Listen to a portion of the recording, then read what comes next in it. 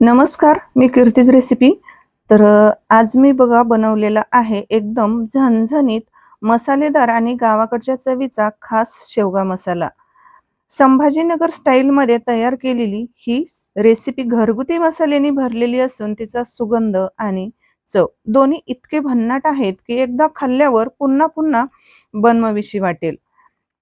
आता ही भाजी तुम्ही भाकरीसोबत, चपातीसोबत, पोळीसोबत किंवा गरमागरम भातासोबत हा शेवगा मसाला खायला भन्नाट चवीचा लागतो. या रेसिपीमध्ये मी खास वापरलेला मसाला आणि पारंपरिक पद्धत तुमच्या जेवणाची चव अनेक पट वाढवल्याशिवाय राहणार नाही. शेवग्याची भाजी आवडणाऱ्यांसाठी ही रेसिपी म्हणजे एकदम मेजवानीच आहे.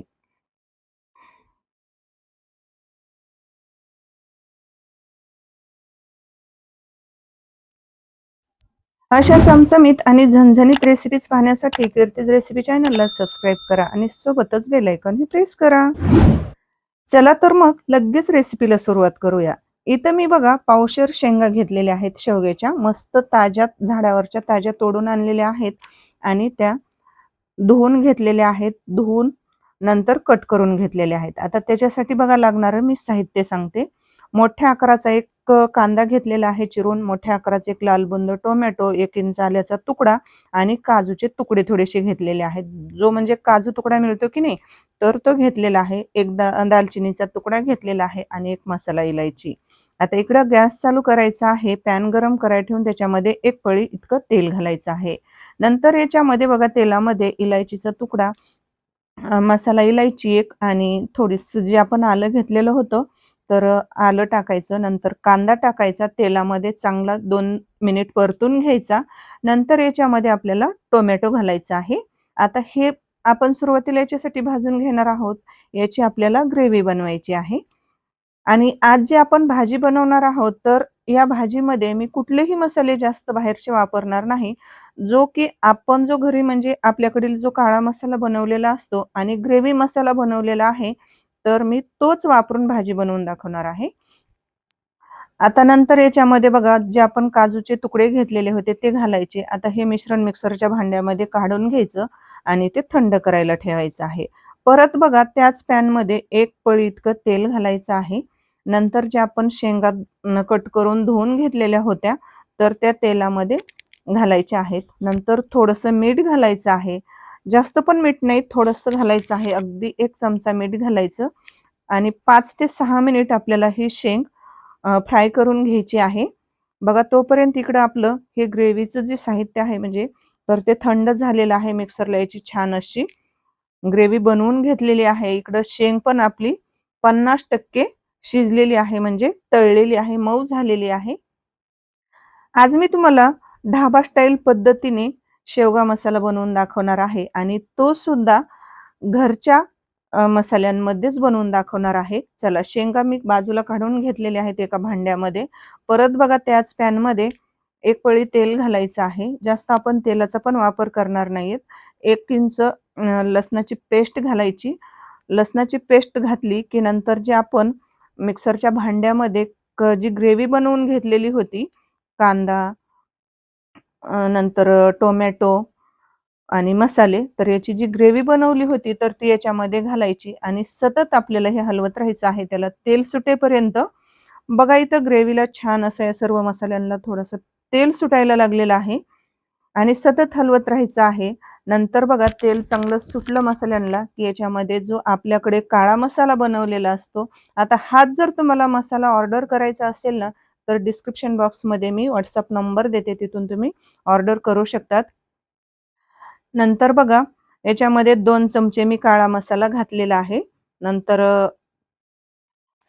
2 चमचे काळा मसाला आणि 1 चमचा ग्रेव्ही मसाला म्हणजेच येसूर घातलेला आहे. आता मी फक्त काळा मसाला आणि ग्रेव्ही मसाला म्हणजेच येसूर हा 1 चमचा घालून मी तुम्हाला एकदम अशी झणझणीत शेवगा मसाला बनवून दाखवणार आहे. ती सुद्धा ढाबा स्टाईल पद्धतीने. बघा सर्व मसाल्यांना तेल चांगलं सुटलेलं आहे. नंतर याच्यामध्ये आपल्याला मिक्सरच्या भांड्यामध्ये जे आपण ग्रेव्ही वाटून घेतली होती की नाही, तर त्याच्यामध्ये थोडंसं पाणी घालायचं आणि मिक्सरचं भांडं आपल्याला हिसळून याच्यामध्ये घालायचं आहे. आता सुरुवातीला इथं मी अर्धा ग्लास पाणी घातलेलं आहे. आता ते आपल्याला 5 ते 6 मिनिट शिजवून घ्यायचं आहे. आता बघा हा काळा मसाला आपल्याकडे बनवलेला आहे. आता हे कीर्तीज मसाले या WhatsApp चॅनलवर तुम्ही जायचं आहे आणि तिथून तुम्ही हा काळा मसाला आणि हा ग्रेव्ही मसाला यालाच येसूर म्हटलं जातं. तर मी आजची भाजी फक्त हा काळा मसाला आणि हा येसूर तर एवढे हे 2 मसाले वापरूनच मी तुम्हाला झणझणीत अशी शेवगा मसाला भाजी बनवून दाखवणार आहे. बघा इथं सर्व मसाले चांगले शिजलेले आहेत. 5 ते 6 मिनिट मी हे शिजवून घेतलेले आहेत चांगलं त्याला तेल सुटेपर्यंत आणि तुम्ही हा आपल्याकडील कीर्तीज मसाला म्हणजे हा काळा मसाला जर वापरून भाजी बनवली ना, एकदम अशी बघा काय तरी येते, भाजीला रंग सुरेख येतो आणि जो येसूर घातलेला आहे आपण या भाजीमध्ये 1 चमचा, तर त्याने आपल्याला शेंगदाण्याचं कूट जास्त वापरण्याची गरज लागत नाही आणि भाजी ही चवीला अप्रतिम अशी लागते. आता शेंग टाकलेली आहे. नंतर याच्यामध्ये चवीनुसार मीठ घालायचं. परत मिक्स करायचं सर्व मसाल्यांमध्ये आणि नंतर झाकण ठेवून शिजवून घ्यायचं आहे. जर तुम्हाला आपल्याकडील मसाले ऑर्डर करायचे असतील तर डिस्क्रिप्शन बॉक्समध्ये दिलेल्या WhatsApp नंबरवर मेसेज करू शकतात आणि तिथून तुम्ही मसाले, लाल तिखट, वेगवेगळ्या चटण्या ऑर्डर करू शकतात. 5 ते 6 मिनिट झालेलं आहे आणि शेंग बघा चांगली मऊ होईपर्यंत आपल्याला शिजवून घ्यायची आहे. बघा झाकण काढायचं आहे. तर पाहू शकतात काय भाजीला सुरेख असा रंग आलेला आहे आणि टेक्स्चर तर काय जबरदस्त असं आलेलं आहे. बघा तरी तर काय भारी आलेली आहे. एकदम तुम्ही फक्त याच्यामध्ये कसं आपण घरगुतीच जे आपले कीर्तीज मसाले आहेत, तर एवढेच वापरलेले आहेत. तर त्यामध्येच बघा काय भाजी जबरदस्त अशी झालेली आहे. नंतर बघा शेंग चांगली शिजली की नाही आपल्याला चेक करायचं आहे. नंतर वरतून आपल्याला 1 चमचा कसुरी मेथी घालायची आहे. त्याने छान असा फ्लेवर उतरतो भाजीमध्ये. शेंग शिजली की नाही तर आपल्याला 1 शेंग घ्यायची आहे चमच्यामध्ये चेक करायची आणि अशी शेंग चोपून बघायची आहे. शिजली की नंतर वरतून आपल्याला थोडीशी बारीक चिरलेली कोथिंबीर घालायची आहे. इथं चमचमीत आणि झणझणीत असा आपला इथं शेवगा मसाला तयार झालेला आहे. तर आहे की नाही रेसिपी सोपी? रेसिपी जर तुम्हाला आवडली असेल, जर थोडी देखील जर रेसिपी आवडली असेल ना, तर पटकन एक लाईक करा. जास्तीत जास्त शेअर करा मित्र, मैत्रिणी, नातेवाईकांपर्यंत. आणि हो, तुम्ही माझे व्हिडिओ कुठून पाहतात, कोणत्या गावातून, कोणत्या जिल्ह्यातून पाहतात ते सुद्धा मला कमेंटमध्ये जरूर कळवा. आणि हो, तुम्ही या पद्धतीने एकदा शेवगा मसाला नक्की बनवून बघा आणि तोही मी घरच्या मसाल्यांमध्येच म्हणजे आपले कीर्तीज मसाले वापरूनच बनवलेला आहे. तर भेटूयात अशाच एका छानशा आणि सोप्या रेसिपीमध्ये. तोपर्यंत खूप खूप धन्यवाद.